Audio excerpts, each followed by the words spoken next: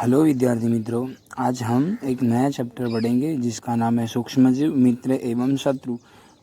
सूक्ष्मजीव, अभी तो वायरस के बारे में बहुत कुछ चल रहा है। लॉकडाउन की वजह से हम लोगों को इस तरह से स्टडी करनी पड़ रही है, तो आज हम वही सूक्ष्मजीव के बारे में पढ़ेंगे कि वह सूक्ष्मजीव हमारे लिए कितने फ़ायदेमंद है और कितने नुकसान करता है। हम लोगों ने बहुत सी जगह पे सूक्ष्मजीव देखे होंगे। कुछ ऐसे सूक्ष्मजीव होते हैं कि जिन्हें हम नरी आंखों से देख सकते नहीं है, यानी कि केवल उसे हम लोगों को उन्हें देखना है तो केवल ही हमें सूक्ष्मदर्शक यंत्र की सहायता करनी पड़ेगी, क्योंकि जिन्हें हम बिना यंत्र की सहायता से केवल आंखों से ही नहीं देख सकते, इन्हें सूक्ष्मजीव कहा जाता है। सूक्ष्मजीव हम लोगों को पता है कि हम लोगों को बाहर जाए और घर में रोटी पड़ी रहे और एक दो दिन आने के बाद हम लोग देखेंगे तो उसके ऊपर सफ़ेद सफ़ेद काले काले रंग के दाने लग जाते, तो वो सूक्ष्मजीव है। फिर मानसून की मौसम में, यानी कि बारिश के मौसम में भी कपड़े में, फिर जूते पे, चमड़े के जूते पे और पेड़ों पे, इन सभी जगहों पे हम लोगों को ये सूक्ष्मजीव लगे हुए देखने को मिलते हैं। अभी सूक्ष्मजीव कैसे होते हैं, तो सूक्ष्मजीव एकदम छोटे छोटे होते हैं जिन्हें हम बिना यंत्र की सहायता से देख सकते नहीं है। लेकिन कुछ सूक्ष्मजीव ऐसे होते हैं कि वो ब्रेड पे लगने वाले होते हैं, जैसे कि कवक। तो वो कवक हम लोग लेंस की सहायता से देख सकते हैं, जबकि अन्य बिना सूक्ष्मदर्शी की सहायता से देख सकते नहीं है। इसीलिए सूक्ष्मजीवों को कुल 4 प्रकारों में बांटा गया है। तो उसमें पहला है जीवाणु, कवक, प्रोटोजोआ एवं कुछ शैवाल। ये सारे सूक्ष्मजीव के प्रकार है। अभी विषाणु, जो विषाणु जिसको हम लोग वायरस भी कहेंगे, जो अभी कोरोना वायरस चल रहा है, वैसे विषाणु भी एक सूक्ष्म जीवी है, परंतु वे अन्य सूक्ष्म जीवों से भिन्न है। क्योंकि वो केवल परपोषी में नहीं गुणन करते, अर्थात जीवाणु पौधे एवं अथवा जंतु कोशिका में गुणन करते हैं।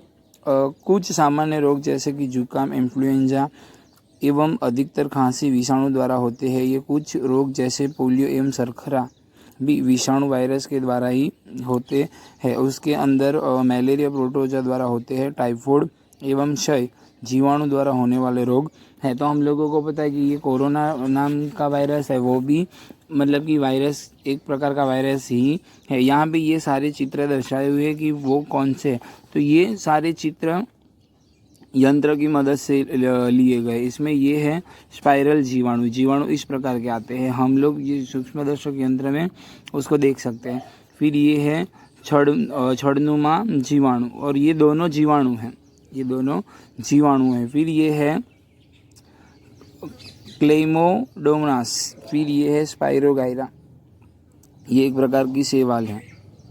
फिर ये है अमीबा, ये है पैरामीशियम, ये दोनों एक कोशीय सजीव है। उनके शरीर में एक ही कोश होता है। ये प्रोटोजोआ है, जिन दोनों को क्या कहा जाएगा, हम प्रोटोजोआ, जो 4 प्रकार है उसमें से।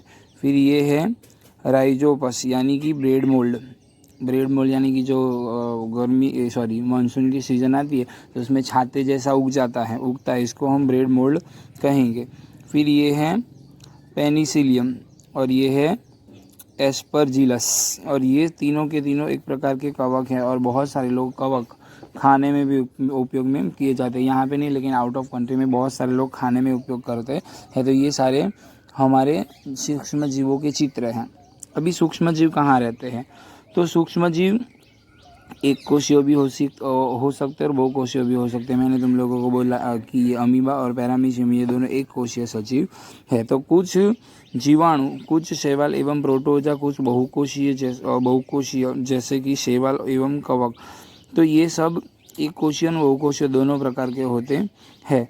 सूक्ष्म जीव कहाँ पे रहते हैं, तो सूक्ष्म जीव अपनी अपनी परिस्थिति में जीवित रहते हैं। स्रोतों के हर प्रकार की परिस्थिति में जीवित रहते हैं, और यहाँ तक कि ये मेरुस्थल दलदल में भी पाए जाते हैं। मनुष्य सहित सभी जंतुओं के शरीर में भी ये पाए जाते हैं। कुछ सूक्ष्मजीव दूसरे जीवों पर आश्रित होते हैं, और वो जबकि कुछ अन्य स्वतंत्र रूप में पाए जाते हैं। अमीबा जैसा सूक्ष्मजीव अकेले रह सकता है, जबकि कवक वो जीवाणु ये सब समूह में रहने वाले होते हैं। तो तुम लोगों को पता लग कि सूक्ष्मजीव कहाँ कहाँ रहते हैं।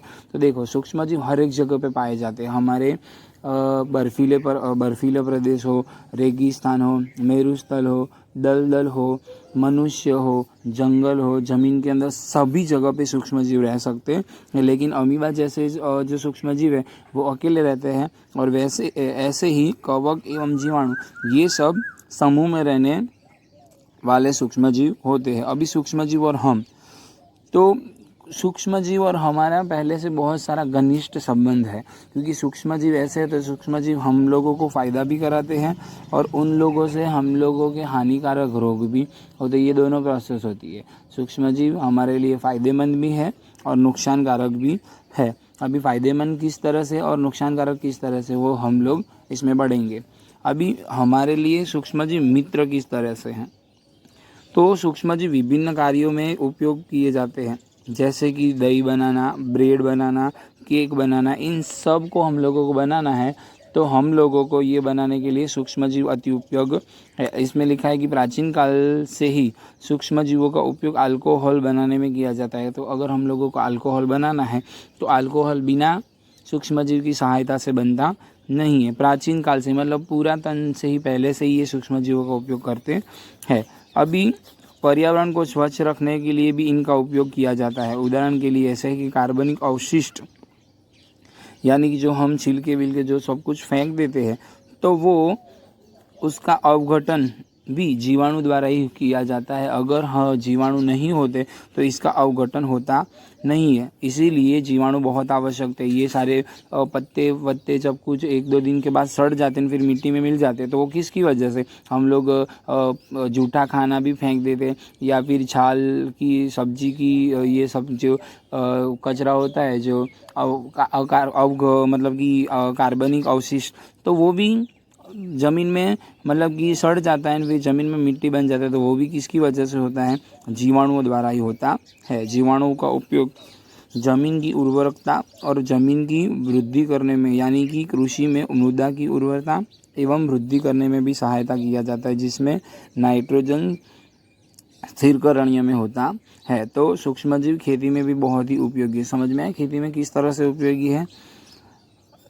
ओके, नेक्स्ट हम लोग देखते हैं दही एवं ब्रेड का बनाना। तो दही एवं ब्रेड बनाने के लिए ही भी बहुत ज़रूरी होता है। अभी मैं तुम लोगों को एक प्रश्न पूछता हूँ यहाँ पे, तो तुम लोगों को भी अपने घर में ये क्वेश्चन मुझे बताना कि इसका आंसर क्या आएगा। हमें अपनी माँ को गर्म दूध में थोड़ा सा दही मिलाते हुए देखा है, जिससे दही जम जाता है। हमें आश्चर्य हुआ, ऐसा क्यों हुआ होगा। तो ये तुम लोगों को मुझे बताना है और लिख कर भेजना है कि ऐसा क्यों होता है। मतलब कि गर्म दूध होता है और गर्म दूध के अंदर हम दही की 1-2 बूंद डालते हैं तो वो क्यों जम जाता है, तो वो तुम लोगों को मुझे बताना है। ओके।